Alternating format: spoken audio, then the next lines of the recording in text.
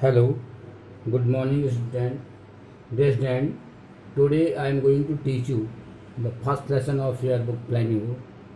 Name of the lesson is The Last Lesson, written by Alphonse Daudet. He was born in 1840 in France and died in 1897. Alphonse Daudet was a French novelist and short story writer. Formerly a school teacher, he quit it and made a living as a journalist in Paris. Alphonse took to writing his poems collected into a volume called Les Amours. Now, one by one step, we will read explanation of this lesson. Let's see here. I started for school very late that morning and was in great uh, dread of a scolding, especially because Mr. Hamel had said that he would question us on participate participles, and I didn't know the first word about them. Here, the writer of the story is a young school. यहाँ पे जो the narrator of the story is a young school going boy. His name is French. Or that morning, French was scared as he was late for school. Also, as their teacher, Mr. Hamel had announced the previous day that he would take the test. He would test them on the topic of participle, and French did not know a single word about participle.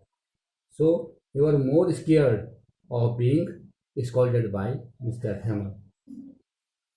For a moment, I thought of running. For a moment, I thought of running away and spending the day out of doors. It was so warm, so bright. The birds were chirping at the edge of the woods, and in the open field back of the sawmill, the Persian soldiers were drilling.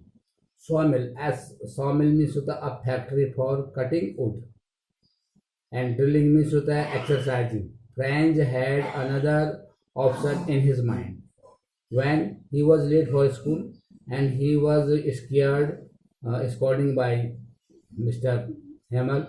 So, in the mind of French, he had another option in his mind to miss school and enjoy the day out in the warm and bright weather. He describes the scenes. There were here French describes the scene. जो scene को describe कर रहा है. And there were birds chirping on the trees, and the noise of the Persian soldiers doing the drill behind the sawmill could also be here. It was it was all much more tempting that the rule for participle, but I had the strength to resist and hurried off to school. Tempting means होता है किसी चीज को attract करना, प्रलोभन देना, और resist to stay किसी चीज से दूर रखना, रोकना. The scene outside was more attractive. The scene of outside of the school was more attractive than the school, but French controlled himself and temptation and chose to attend school. And he firm in his mind that he will go to school. When and now French is saying, अब यहाँ पे French describe कर रहा है कि when I pass the town hall, जैसे मैं town hall को पास कर आगे बढ़ा, there was a crowd in front of the bulletin board. For the last 2 years all our bad news had come from there. The lost battles, the draft, the orders of commanding officer, and I thought to myself without stopping, what can be matter now. Bulletin board इसको कहते हैं notice board for putting up the latest news and communications. As French, जैसे French worked past the town, जैसे French town hall से आगे गुजरता school के ले गया, तो ही नोटिस, उसने क्या देखा, huge crowd at the notice board, notice board में बहुत बड़ी भीड़ लगी हुई थी। और the war with Persia, Persia के साथ जो युद्ध चल रहा था, हैड बिगन 2.5 years हो गए थे, 2 साल 2.5 साल पहले से जो पर्सिया के साथ लड़ाई चल रही थी, had since then all the bad news like, तब से उस बुलेटिन बोर्ड पे सारी बुरी खबरें लिखी रहती हैं। लॉसिंग ऑफ वार की, युद्ध खो गए हैं, युद्ध हार गए हैं, ऑक्यूपेशन ऑफ आइसिक and Lorraine by the enemy and Prussia etcetera had been communicated to the people through this bulletin board. French kept on working towards the school, और ये देखते हुए भीड़ यहाँ पे है, फ्रेंच अपने स्कूल के लिए, फ्रेंच अपने स्कूल के लिए आगे जा रहा है। And thought in his mind that what news would have been put up at the board now, और ये सोच रहा है कि इस समय बुलेटिन बोर्ड पे कौन सी न्यूज यहाँ पे लगी हुई है, लोग क्या पढ़ रहे हैं, किसके बारे में न्यूज लिखी हुई है। Blacksmith Wachter who was there, वहाँ पे एक लोहार, जो ब्लैक स्मिथ, जो लोहे का काम करने वाला वहाँ वो भी है, और विद हिज अप्रेंटिस, उसका एक अप्रेंटिस है उसके साथ है, उसका सहायक हेल्पर जो काम करने वाला है। Reading the bulletin board God after me, और जब मैं दौड़ रहा था, स्कूल के लिए भाग रहा था, तो उस ब्लैक स्मिथ ने मुझे कहा, don't go so fast, don't run so fast, इतनी तेज मत दौड़ो। Bub, bub means why, you will get your school in plenty of time, you will reach your school of plenty of time, it means you have sufficient time to reach your school, आपको अपने school जाने के लिए पर्याप्त समय है, इसलिए इतना मत दौड़ो। I thought he was making fun of me, पहले तो मैंने सोचा कि मेरा मजाक बना रहा है। and reached Mr. Hamels Still Garden all out of breath, लेकिन मैं दौड़ा और as he walked hurry toward the school, Franz अपने स्कूल तक के लिए दौड़ा। और blacksmith who was also reading the news, वो बोल रहा था, तो उसने अपने स्कूल के जैसे हैमल के गार्डन के बाहर जब वो पहुँचा, तो ही वॉज लिखा है उसने कि garden of out of breath, इसमें वो बड़ी हाँफते हुए वहाँ पे गया, उसकी सांस बड़ी तेज़ी से वहाँ पे चल रही थी। और उसने कहा, वो कह रहा है कि Franz reached the garden outside of school, or he was out of breath as he had walked very fast. He ran very fast and he was out of breath. It means वो बहुत तेज तेज सांस ले रहा। Usually when school began, जब school शुरू होता था सामान्य तौर पे, तो there was a great bustle. bustle में अफरा तफरी, शोर शराबा उस स्कूल से आता था, which could be heard out in the street, और उस स्कूल का जो शोर शराबा था वो स्कूल में सुनाई देता था, उस गली में सुनाई देता था। The opening and closing of the desk, कह रहे डेस्क जो वहाँ पे बेंचेस थे, डेस्क थे, उनकी आवाज़ ओपनिंग और क्लोजिंग की आती थी।